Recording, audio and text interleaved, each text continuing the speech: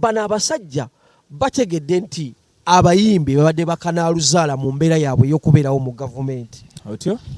So bwe batunuulira gwe okuwa copyright ogende obagaggawaleddeko nadde ekikugamba nti omuntu mu bulamu bw'aba alina fame alina influence nti osobola okubeerawo ng'olina abantu omutwalo omulamba bosobola okuba ng'okyusa endowooza ng'olina ne ssente oba wabulabe nnyo eri gavumenti. Copyright ekyalinayo emyaka 10 okuyingira Uganda eno.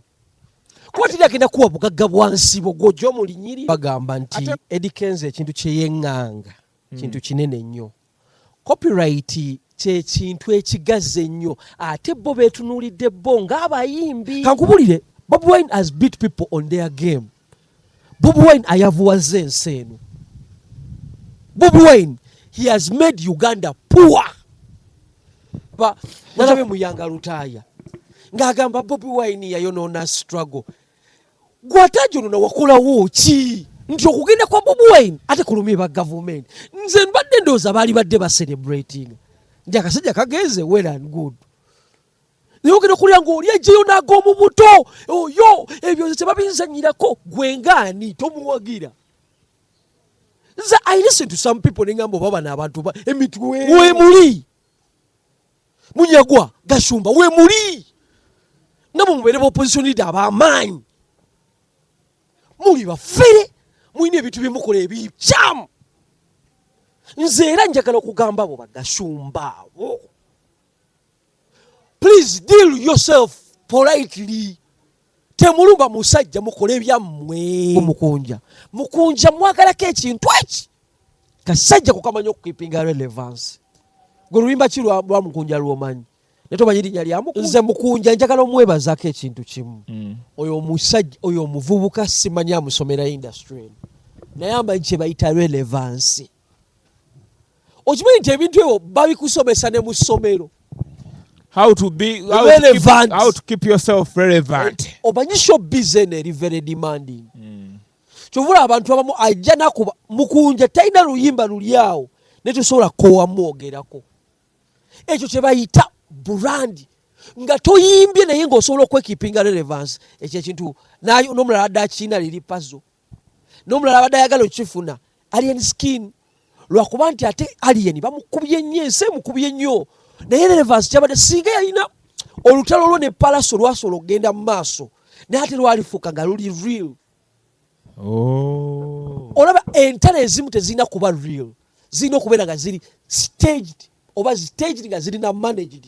Jose entalo buli we zibeera nga ziri real ziyinza okutta abantu. Obulaba mu West Coast bano abayimbi abarapa ne East Coast baafanga kuba entalo zaalinga real.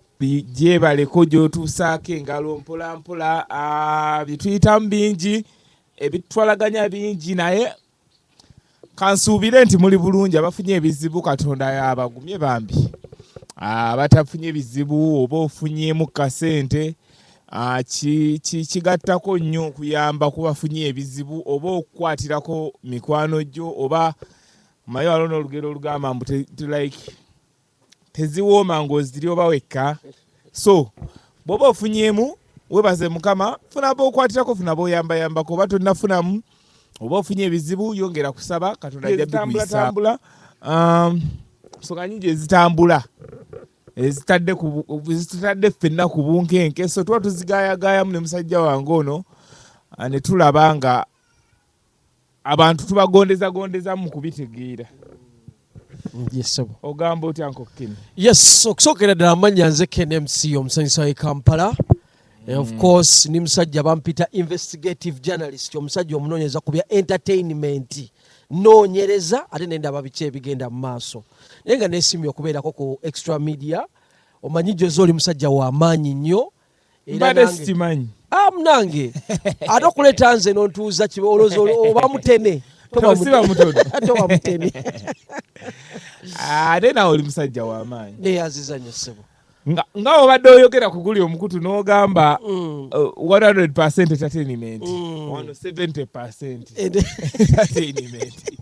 So tugenda kuyitaayitamu tukwakwayo ku bintu ebisinga tulabe ng'abantu bayisizaamu. Kituufu nnyo. Tulina copyright, tulina musajja waffe yafuluma eggwanga naye ayogeza abantu ebigambo bingi kituufu nnyo ekyo ogenda kuba naye omukoonako naki abavubuka ndaba beekubakuba ennaku zino bano amagaali na biki so tutandikirebwa mukama wange gwoŋŋamba nze siina nnyo wentandika kuba munange gwoba oyinza okuba nga ogisoosoola ensonga zino obadde ozigoberera nnyo eza musajja waffe ndowooza tujja tusooke tutunuulire nnyo no copyright kenzo gwaleese copyright etteeka lyaliwo naye nga kadde nga terituukana na mulembe kati etteeka baagala ditereezaamu lituukane n'omulembe kenzo agamba baleeta obuuma omonitalinga music era buli omu ajja kuba asasulwa pa music bwazannyibwa etteeka baalisomamu mu paalamenti omulundi ogwasooka oba kiyita first reading so second reading oba yabadde ya ddi ne leero bali mu paalamenti naye lwe basembyeyo ababaka baali balina bye bakirwana bingi omanyi ababaka balisomamu ne balidisikasinga ne balimaliriza ne balyoka baliweereza president n'alisayininga sikyo kituufu nnyo so gwe abayimbi ku kya copyright okiraba otya njagala okusooka obbagamba nti Eddie Kenzo ekintu kyeyeŋŋanga kintu kinene nnyo copyright kyekintu ekigaze ennyo ate bo beetunuulidde bo ng'abayimbi kati kankubuulire naawe wano Jose ky'oli mu kukola weetaaga copyright kuwakawo kukola nti we mukola amufulumya oba yenna amukozesaako abaako kyampa okitegera abantu abasinga balowooza nti tugenda aba musicians ate ne bwe basinga okipushinga neewunyiza nnyo ab'emizannyo abafirimu tebakirimu naye nga tebeerabidde nti copyright kintu kyamaanyi nnyo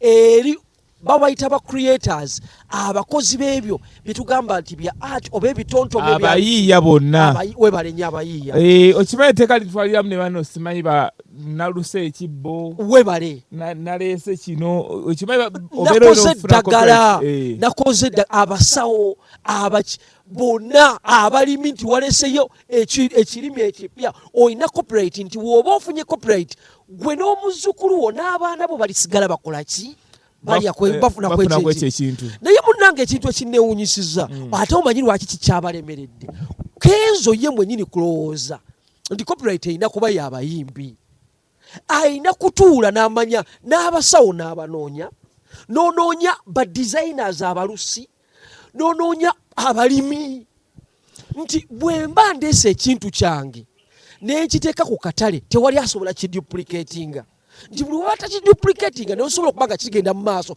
wabula n'anakikola ng'afuna olukusa okuva gy'oli kisobola okuba nga kikola naye ekintu ze kinsoose okuwulira Jose ekyanseseza era abamemba of parliament babadde batuufu nti oyo omukulu yatunuulira nnyo abayimbi tetuganye nabo bakola ebiyiiye bayiya naye ate munnange ati kati Kenzo nsobola omulekerayo benefit like omulekerayo benefit of doubt because ekisooka muyimbi ye kyasinga otutegeera kyekyo kyova yakulembeza abayimbi but muteeka bonna mwebali bano badansa abaani bonna mwebali muteeka tekijjawo nti muteeka mwebali abayimbi bebakiwomyemu omutwe kubanga oba kiringa ekisinga okukosa bo ate bo bangi ate bo bawulikika mangu okuwulikika si kyalibadde ekyenjawulo nze nkeera ku makya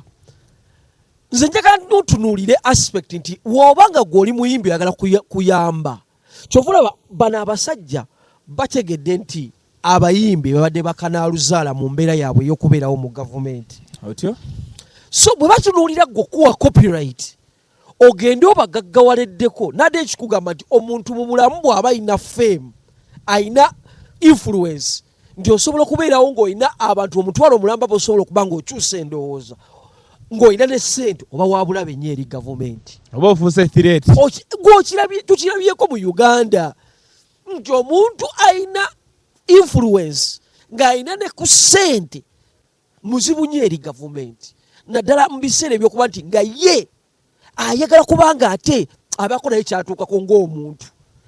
Jjukira omuyimbi bw'omuwa copyright aba asobola okuba omugagga nga ajja kuyimba oluyimba ennyimba nga 2 oba 3 agende mbuliri bwe yeebake. Oba muwadde obugagga obw'ensibo. Webale nnyo. Obugagga obw'ensibo. Teri ayagala mugagga. Naddala nga gavumenti. Kubanga omugagga kikkirizibwa nti takola ki? Tafugika. Era omugagga naye omuntu ng'asobola okukeera ku makya n'abaako kyakusaba. Gavumenti yagala nnyo kubanga ng'okeera ku makya n'ogamba bannange ffe tulina kyakulya awo ejja kudduka. Naye buli weekeera ku makya nga era singa pulezidenti abeerawo mu ntebe nga tawulira nti pulezidenti jangu otuyamba afunamu okutya. Ng'alaba mukola byammwe. Pulezidenti jangu otuyambe. Kasa tagiwulira Museveni bw'akeera ku makya n'asoma amawulire n'atawuliramu bantu bonna bagamba pulezidenti nti agende otuyambe mu nnaku nga 4 asobola okuba meeting. Naye nkabulekerayo kubanga oba pulezidenti kiba kitegeeza obeera gwe olina b'olina okukwatirangako kubanga gwe mukulu. Kyenkugamba naye mu mbeera emu kyogamba copyright tebajja gibawa. Kati kankubulire Jose, copyright ekyalinayo emyaka 10 okuyingira Uganda eno. Kuba tiri agenda kuwa bugagga bwansibo gw'ojja omulinyirire. Ate nga olwedde wabaddewo olwedde eri enkadde just amendment bagenda gitereeza. Amendment eba ekuwa obuyinza, ekuwa amaanyi. Buli wofuna amaanyi oba muzibu wakusa bbali naddala kankubule bino birimu ebyenfuna. Bagamba kyembadde ngenda okugamba bagamba waliwo n'abagirwana obutabaawo lwa nsonga bafunamu copyright obutabaawo. Abayimbi okubeera nga bali disorganize waliwo abakifunamu ate nnyo kati bo tebayinza kukkiriza bamubeere organize bo bafiirwa emirimu gyabwe. So mukulu Kenzo wasuubiza ekinene naye njagala okwebaza nti olina step gy'okoze eki gyatuuse olaba batuuse mu paalamenti mbalabe leero nga batudde abantu bangi bavumye omukulu Kabanda gwolaba ayina rediyo ayina Sure FM ayina Sure FM eri erisayidiza Mityana eno Mubende. Kati ye ayina kulwanirira naye kubanga akimanyi nti copyright bwe jetagenda kuddamu kuba music ku radio wabwere. Abantu bakutte ndabule ku social media nga bakuba Kabanda. Ne Kabanda naye protecting interests ze ng'omuntu. Okitegeera? So kati ayina kubanga naye alwanira buli omu alwanirira kake. Omuyimbi olwanira kikyo. Kabanda naye alwanira kikye. Gavumenti erwanira kikya. Buli omu kanzije kubuulire Jose. Omuntu atalya mu gavumenti yasinga okukaaba. Nze nenkeera ku makya ne bagamba yingira gavumenti siddamu kwogera. Mbagamba balungi nnyo tebalina buzibu kubanga sirya. Baba bakyuse eddanga bantu balungi. Katika kankubulire yakayingira gavumenti ng'alya mugambeko nti gavumenti mbi ayinza akutunulira bati paka wansi kubanga tali mu kulya. Ne kati bano abali mu copyright waliwo abali mu kulya nga balaba singa copyright eno esoba n'eteekwawo. Omuyimbi taliddamu kwavuwala, omuyimbi tagenda kuddamu kukwatibwako, agenda kuba nagalaale nga gwe tafugika. Already okimanyi nti omuyimbi yali mu kutawanya gavumenti eno. So tumala ate tubawa amaanyi ago. Bagamba n'amakampuni amanene agakozesa zikola tune simanyi biki be basinga okulwana. Bassaamu mbu ssente nnyingi. Nnyo kuba kimanyi nti gwe okukwata oluyimba okimanyi nti oluyimba lumu ng'omuyimbi alukoze baluteeka kukola tune lukola 3 billion mu myezi 7. Gwe 3 billion ezo ng'omuyimbi wamuwaddeko just 1 billion emu. Oba oli musangawa oba oli mugamba kikweri. Ebyo byensonga lwaki abantu abamu batuuka nga batunula nti copyright kati omuyimbi afunye ffe tufiiriddwa billion nga 7 nga kampani z'amasimu ezo zo zifiiriddwa omuyimbi ng'omu afunyemu ekigeza agenda kubeera w'amaanyi okusinga kampuni ezo ate ajja kumaliriza aziguze.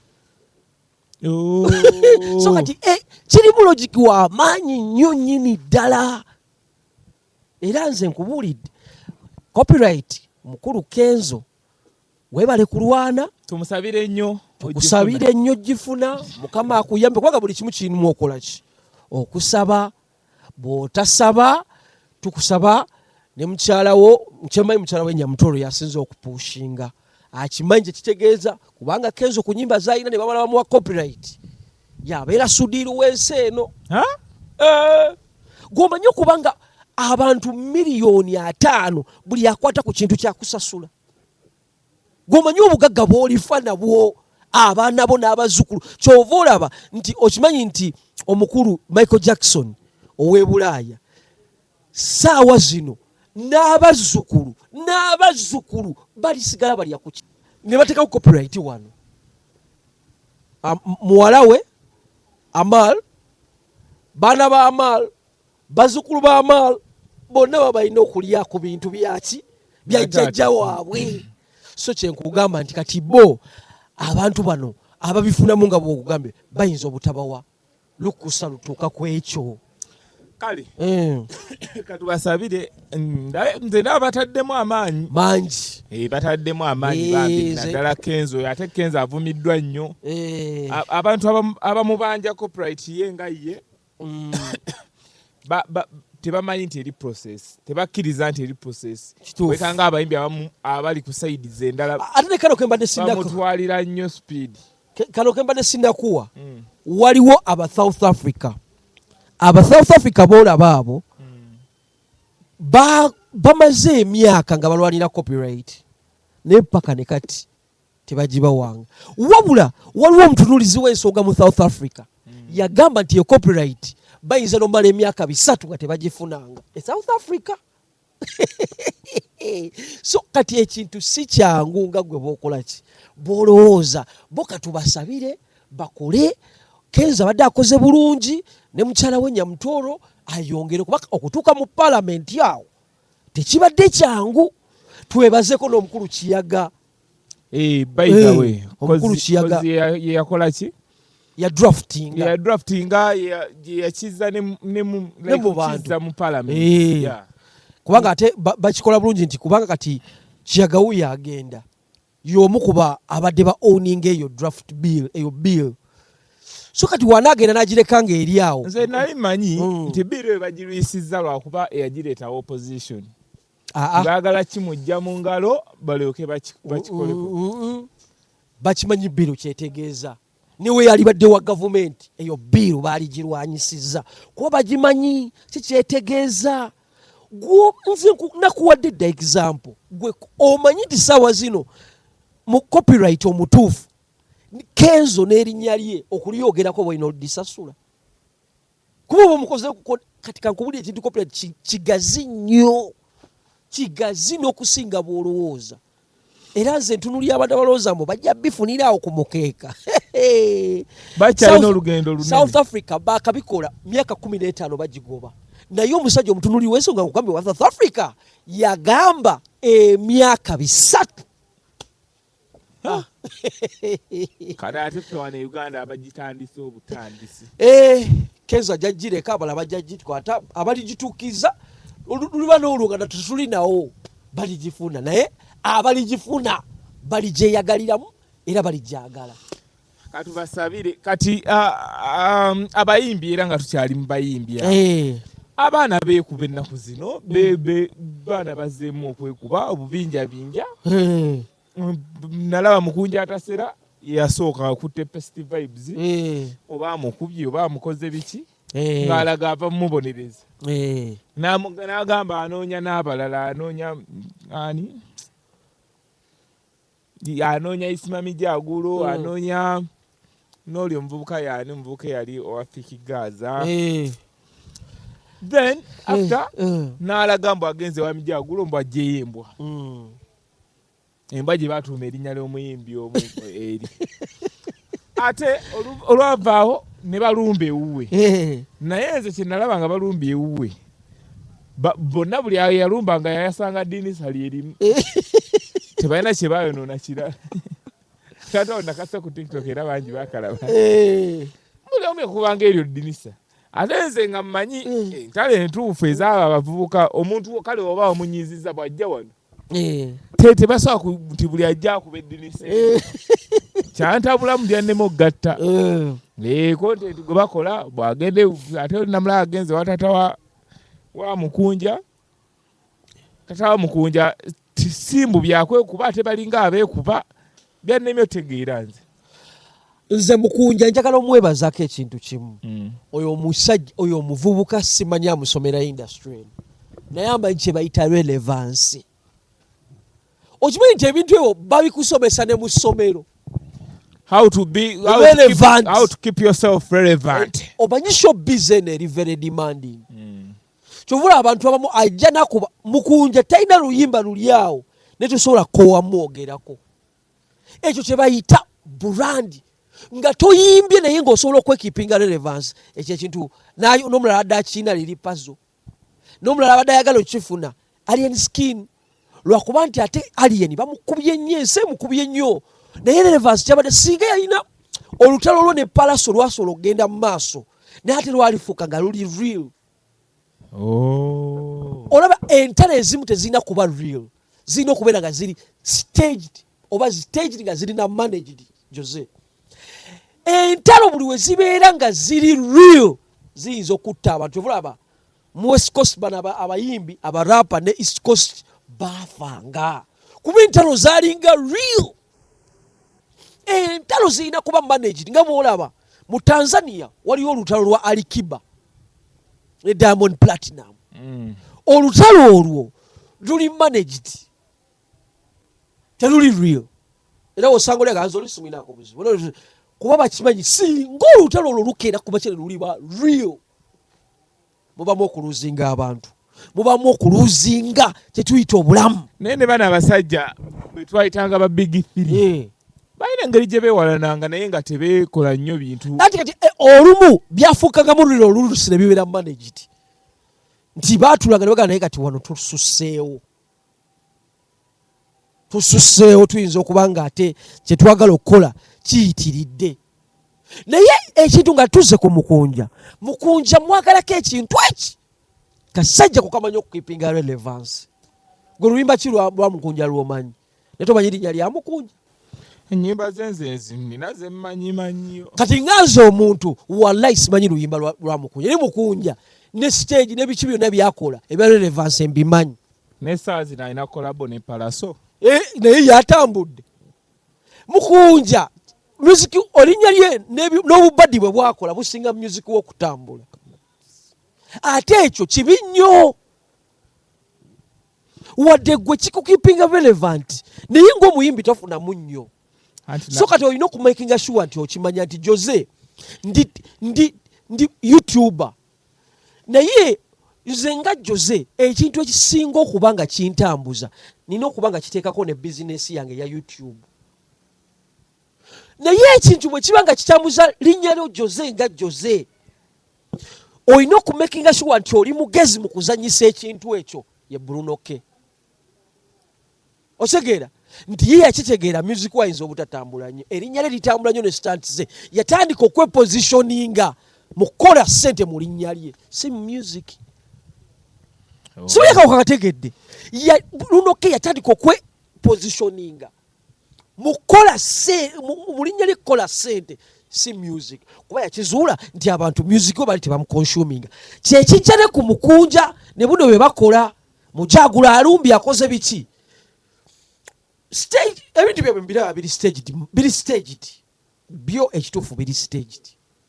Naye kyenjagala olaba ku Mukunja amaking nti erinnya lye atandika olipositioninga mu mbeera emukolera ssente kuba music wise kibula oba walaba nga ekyo kyo kiganye bw'olaba nga kyo kiganye okitegeera bw'alaba nga kyo kiganye nkiddamu akwate amaking sure nti music we kyovula bapalazo bakendeeza nnyo obubadi batya nnyo amanya gaabwe okudduka ennyo okusinga music waabwe kuba kimanyi bo balya ku music waabwe so obubadi kasita buyitirira oba music yaba afudde kati gwe bw'okitegera nti kati kiki kyenina omanyi mu bino twemanyi strength zaffe nogamba naye ndi kabaka mu bubadi ye liri pazo ndi kabaka mu kwogera njogera nnyo naye mu music mutono kati kankole ki kandye mu kwogera kanjogere nnyo bandabe basobole okuba ku live otegeera ye amanyi ge wegali Mukunja oli kabaka w'obubadi amanya go erinnya lyo litambula nnyo Jose okusinga music ekyo ojja kuba nze ekyo kyojja kimpakanya naye nze nnyimba za Mukunja wala simanyiyo nalumu naye ng'omuntu bunkenke alina oluyimba ne palasa nakanyaga mulana ono yabeeranga n'omwana ono n'omulalu King Shiba nabadde naye DJ ku Saturday ali mu ddwaliro n'eddwaliro lyalimu awo anti Shadia mama Shadia yamujjanjaba weebale nnyo omulimu gw'okola nabadde naye mu ddwaliro awo ne mukolako ne interview ku eri ku YouTube yange bagende bagirabe nagitadde bayive nagitadde nayo jjo so gyali awona mpola era yagambye waamalira ngaddamu ng'atukuba endongo naye yaŋŋambye Mukunja tagenda ngayo mulabako aje kubulira nti ye Mukunja kabaka mu bubadi ye wakulanga kabadi ke kayitawo niwe bagwe Jose ajja kunoonya so kati nze Mukunja njagala ye positioning mu mbeera nti erinnya lye ng'omuntu Mukunja aliryemu akasente Mukunja anoonyaako tunyumyemu ensonga ezo nze zikyannemye otegeera ensonga naye ate Mukunja oba obuwuliriza olaba ekisajja ekigezi ekyesiriwaza olaba nga bo bonna sibamitjago abasinga okutegeera kyoba naye nkyagala nnyo kigezi kisajja kigezi jaswa kuba alina lo musajja wa mutima buli kimu asobola okukikola asalawo okukola ekintu olaba maaso g'abagenero yawanula gundi kiweewa ku stage omwana Mukunja bannange big up to you nze longezo ze ndabye ddala nga nzibuzibu omugamba nti kati nkubanja nti nsasula tewamulaba we yawamba emmotoka ya mama Alima oba nawe bwali mubadi simanyi naye nze kyemmanya ayina lo yewalo mulabe emungeri gyepositioningamu mu bintu bye kirina omutima ekisajja ekyo nekyakola akitegeera nga wogambye ebintu ebyo webiba staged kyakola akitegeera akikola bulungi kisajja kigezi kubanga olaba ebintu ebikolebwa abantu abo toyisinza kubanga oli fala oli awo nomala kati ebintu bino biba bya ddala biyinza vaamu buzibu ki mu industry cause abaana ogenda olaba baasa amadinisa benoonya anti kati kyakugamba nti besalako enviiri bwe nakugamba nti ebintu ebyo kasa bifuuka real ne bikeera ku makya nga biri real kaba kaseera kazibu nnyo mu industry oba eri bo ababikola ne industry kubanga era wabako gwalaba ebyaliwo ebya Lenski ne Palaso bwe bifuuka real n'obulamu bugenda so kansabe nze nsaba nnyo bibeere staged nga bubadi niyiwe binaabeera real kaseera so ensonga endala musajja waffe yayitamu abantu bangi ne bakikubamu ebituli bantu bangi bagamba olwedde yali yayitamu dda abalala bagamba alimba nze kankubuulire simanyi I didn't see Bobi Wine go this far saalaba Bobi Wine nga muntu w'amaanyi kutuuka ku kino kutuuka kulowooza bw'ati nawulidde abasajja bavaayo nga bavuma Bobi Wine bagashumba baani lwaki okugenda kwa Bobi Wine kulumya ennyo abawagira gavumenti wakizudde ekyo nti okugenda kwa Bobi Wine ate kulumya ba gavumenti nze mbadde ndowooza baali badde bacelebrating nti akasajja kagenze well and good naye ogenda okulira ng'oli ejjeyo n'ag'omu buto oyo ebyo nze tebabinzanyirako gwengaani tomuwagira nze I listen to some people nengamba oba bano abantu emitwe kweri mbu Bobi Wine yagenze kati nze mbadde mmanyi gwenga munyagwa waba Bobi Wine agenze genda ofuuka opposition leader w'amaanyi abalekeddewo ekifo akiresa gende nakyo kyova kugamba nti kakubuulire tetunyiigira bantu lwa feva Katonda gye yabawa anti bagamba bwokira otudde webale nze kati kakubuulire kyaka neeri gyali era akyali threat gye bali bakyamutyanga bwe badde bamutyanga waali ate kati mubi nnyo ali very dangerous nnyo nze kankubulire Jose omulabe wo aba takuli kumpi kaseera kaba kazibu mu bulamu bwo gwolowooza kati omukulu Besigye Museveni tamutya kuba olwedde akimanyi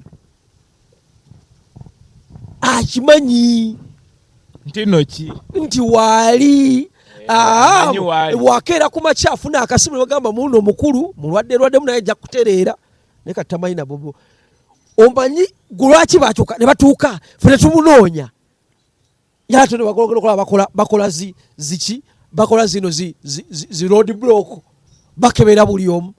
Kankubulire Bobi Wine has beat people on their game. Bobi Wine ayavuwaze ensi eno. Bobi Wine, he has made Uganda poor. Oja kumbuuza otya kumanyi sente zitekebwamu kuneutralizinga Bobi Wine. Era kyova olaba maani tukabwe Bobi Wine nga yakajja bwati bayita ba ghetto youth ne basimbirawo billion bazaali meka ne baba neutralizinga kyoba kikoze ekyo gavumenti ekirwa naye guy ayongera kufuuka expensive. Nze nkubulira abantu nze kati kankubulira olwo abantu aboogera ku Bobi Wine mbumufere n'entya kati nze njagala kukubulira ku story ya Munyagwa oyo. Munyagwa yesimbawo eyo Kawempe South. Munyagwa yali muyaayi mugezi. Munyagwa oyo nga ategeka Munyagwa Cup awe Mulago. Munyagwa kye yakolanga abaana tebazuulanga kantu ako ng'ajja ku Munyagwa Cup ng'amala obbategeka ng'atuuka ekiseera ng'agamba alese ente 3. Ente ina kyo sensi zibaawo naye nga yazipangisiza. N'agamba naye omuwanguzi ajja kufuna miliyoni nga 3 oba 4. Kati wabaawo omu nga Jose yakumanya akwana nasooka akuwaayo emu mu bano baba babanza okuwangula n'akuwaayo emu aba yategese ne poliisi. Bw'abantu bakoze ebintu era nze ngenda ne mbatunuulira nga bagezaako kudimiininga omukulu. Let me tell you, Bobi Wine has been extremely real. To an extent, in the politics, you're not supposed to be real like he is. Aba yategese ne poliisi ekola ki? Yogera ebintu ng'obyekakasa. Kati aba yategese dda ne poliisi bw'aba awakana Munyagwa ajje ankwata nsibe. Wamwogerako kale bule. Ajje. Nga yategese poliisi ekola etya? Ekuba amasasi waggulu nga mudduka. Nga naye addukiramu. Yakutya nti naye azitwala nga mwana. Nga mugamba naye poliisi. Poliisi nga muteka kwetika poliisi. Naye nga yagisasudde. Nga addayo n'ente. Nga ne sente tazigabye. Fe twalaba obufere obw'ekika ekyawaggulu. Naye omanyi lwaki abantu bakawuntalinze nnyo Bobi Wine nti obufere bwabwe abulwanyisizza. Bobi akulaze abantu engeri gye baferamu. So in actual sense politics Bobi Wine gwazanya alirira ate si walina okuba. Ate bano abalala bayita Bobi omufere cause waliwo oli akaaba bagamba bamubba olukaaga. Abo kati kankubulire era be bamu atandise oba exposinga. Bobi tasobola kuba musiru nnyo akuyite mu ezo story. Nze walingawo bakyali bange be nali mmanyi nga balina omukubira essimu Bobi twagala kaadi n'abagamba bulungi eyo nsinze nzikolako. Ate nayimirira ku grounds ze. Kati ebintu ebiri real bwe bityo n'okwata n'obba ebitaano agamba bireete but in actual sense mu politics oli owafa owoki yaye omusirikira. Naye yakizuula nti Besigye yasirikira nnyo abantu ne batandika okubanga be bamu ku kati abantu ab'amaanyi abali mu kulya mu struggle olukwe bagula abantu mu opposition bo bayingira ddawo gavumenti bagula abantu mu opposition ne batwala. So yakiraba n'agamba bwe ntandika okuba nga mbikkirira bano abakozi b'ensobi ngenda ate bo mu balabisa bw'omanyi abasingoolaba nagenze nalabe Muyanga Lutaaya ng'agamba Bobi Wine yayonoona struggle. Gwatajonoona wakolawo ki?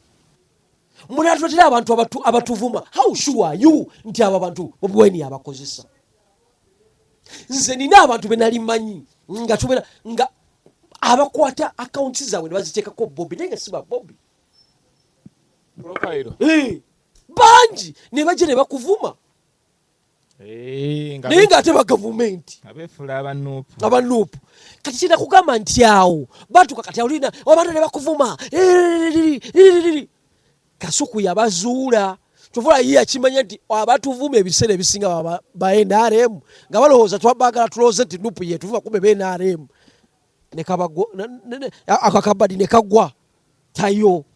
So aboogera nti Bobi Wine atukoze biki we muli Munyagwa Gashumba we muli nabo mubere opposition leader ab'amaanyi muli bafere mwine ebintu byemukola ebikyamu. Nze era njagala okugamba abo Bagashumba abo, please deal yourself politely. Temulumba musajja mukola ebyammwe. There are a lot of things basically so amukuba manyi what he has done. Kubanga naye muntu akola ensobi, but the certain things bw'obuloza nti akoze ensobi mukola gwe wakyokera ku makya n'otandika ogamba gwe nze kintu kisinga kyennewuunyisa kino mwebagamba natuula mbadde kyakugamba ono Muyanga Lutaya natuula nengamba Besigye naye bannange Bobi Wine mukwano gwo lwaki akola ebintu bwe biti era ngenze wali wagenda tolimba abantu yali already yagenda dda kubanga kati gwotuuka n'ogamba nze olw'ebino byono byakoze nze nengamba gundi Muyanga don't put your mistakes to Bobi Wine. He has never pulled your leg. You are my fellow journalists, but there are some statements of late zokola nange nenzitya ninga bono munamawulire kweri bwe muba mugenda kulya nindaba omusajja ow'ekitiibwa. I respect him.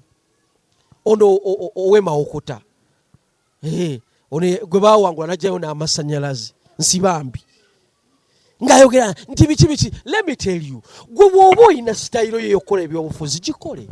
Convince people. We are selling ideas. We are not selling nti nze kyange kyekisinga. Kyova ye Museveni mugezi ajja kutegeera nti bino naayita ba YouTuber wene mubavuma ayagala kubansinga n'abo. Njagala kukreditinga mugwala we Natasha nti akitegedde you are fighting with this but this is the reality. Mubayita abafala bajibe bali reality kati bwe batese ku generation eri wano kati tujikoze tutya. Those are the people. Nego unajja ngoyagala kuvuma buvumi kuvuma kukakanyono no.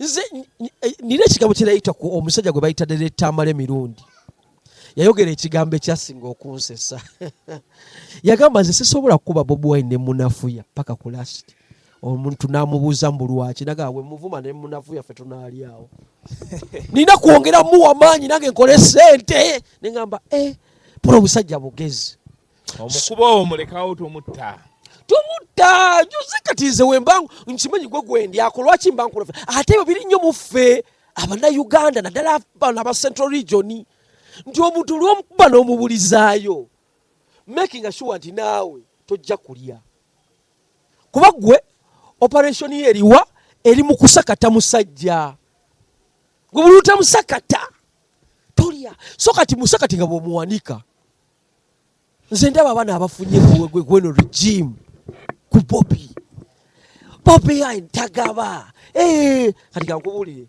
nze mbaddeko ne Bobi. I've been with you. Bisagala nnyo kukwasanguza wano.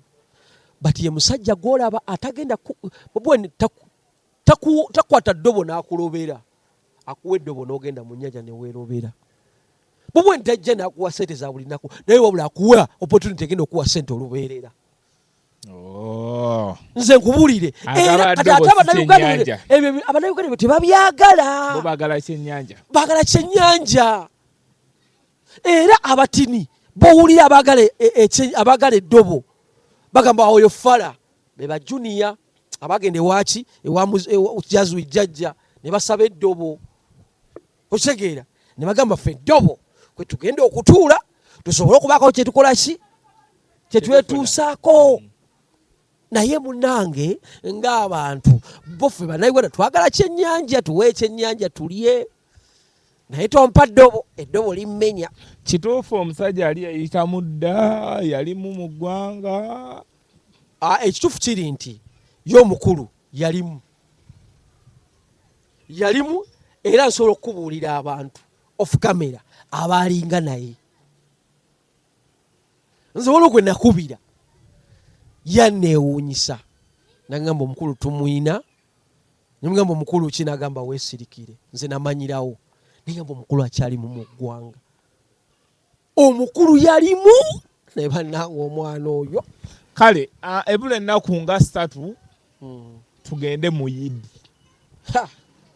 Bakuyise anti kati nze nakyusiza erinnya, nze Mahadi shehe, era wompulya ngamba hala gwe Mahadi, nze Mahadi sheekh.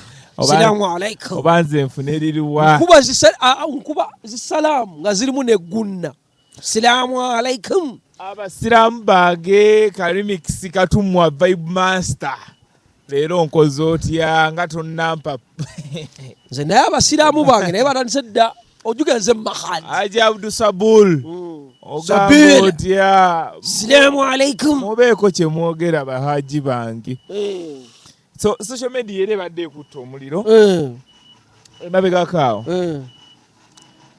Ekikolwa kino ekyokuvuma abaana b'abantu oba ekyokuyisa eggaali mu baana oba abazadde abatabiriimu, kati nga nze wendi nti nze ndi ku media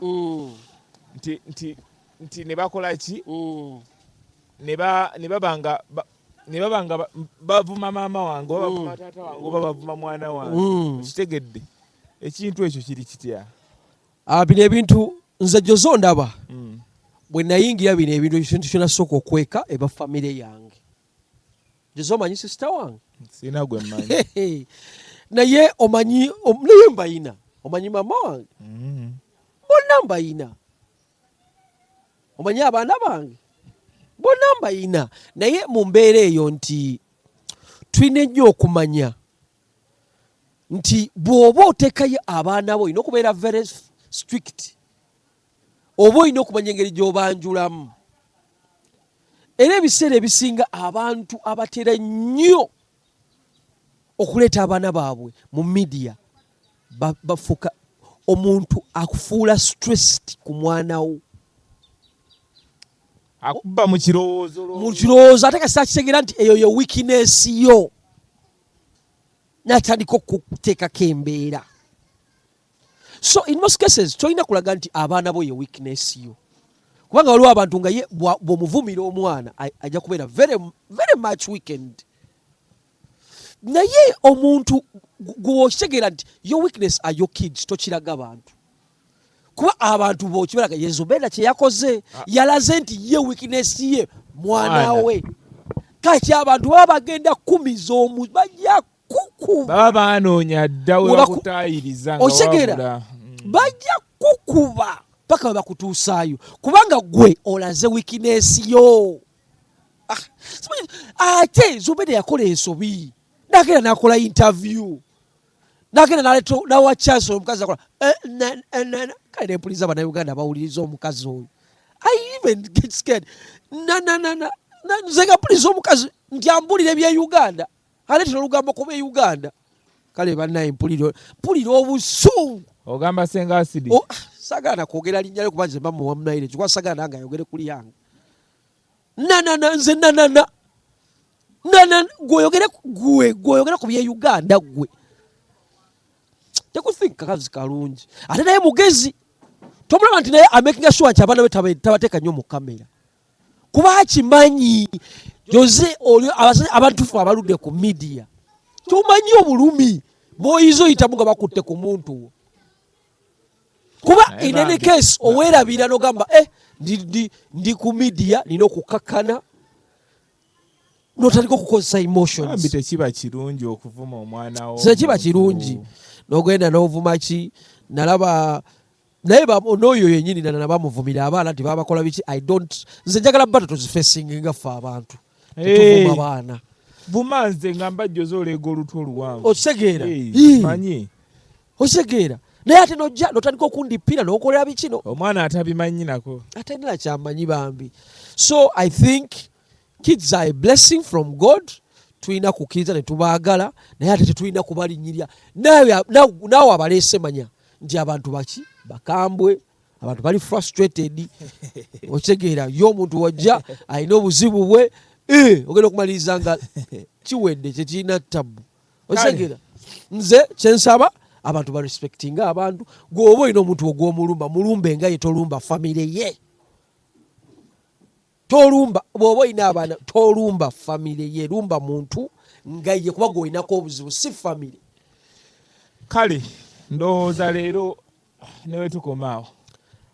Anyway njagala okusooka okwebaza mbabuuza nembeebaliza ddala nabubuuzako ku basajja bange abali ku nail cream. Nail cream wali erungujja Ben ogamba otya weebale kubanga ate okwasaganya ensonga wali ku nail cream. Musajja akola bulungi enjala ate nembuuzako ku bantu bange bagita drum house basomesa abantu biki. Bw'oba oyagala okuyiga ebintu bino production camera kyonna kyonna kukola ku TV ku producinga bw'owulira ba producer so w'ennyimba producer aba TV ate bantu balowooza nti production camera drum house basange bali wali ekibuye naffe ffennyini ezo tutuukira ne tubaako engeri naye drum house ez'akalango bazireete bajja zireetawo tunatuukayo eri omusajja ajja tutuwa ez'akalango bazireete. Naye kantumire ku manager la chicken era chicken yatugambye Yidi tuliwe agenda tukolako kyokka Joseidi yankutte dda n'abanga naawe manager Rashid kula chicken ye kula chicken akugamba buli lwakutaano ogula pizza emu $2 akuwa 2 naye nga zibawo pizza buli lunaku we baya $2 ali saidi kiba naye ngende katale wenyini Emmengo. So every single Friday osobola oyitirawo era Friday jeno yamukutte n'emmere ebaawo local food yonna emmere empoomu Jose tugenda kuwala chicken emmere weeri nze mbaawo buli kadde buli kaseera wamma kira ndi brand ambassador era bangamba Jose ngogezera chicken sajja manager Rashid big up la chicken jakabi musonga eno nange kambasiibule Kene Musomusanyusa Kampala onfuna ku Ground TV ku macha program bagitala Sunrise n'ensonga eno ojja kwongera okundaba ku Extra Media kubanga Jose musajja wange ensonga tujja kubanga tuzireeta gwe togaana kundeeta oba Jose oli muzibu nawe funika oli musajja wa weebala girabye n'ogimalayo subscribinga sharinga bambi info mungi ate tukyaleeta so weebala girabye n'ogimalayo blessings.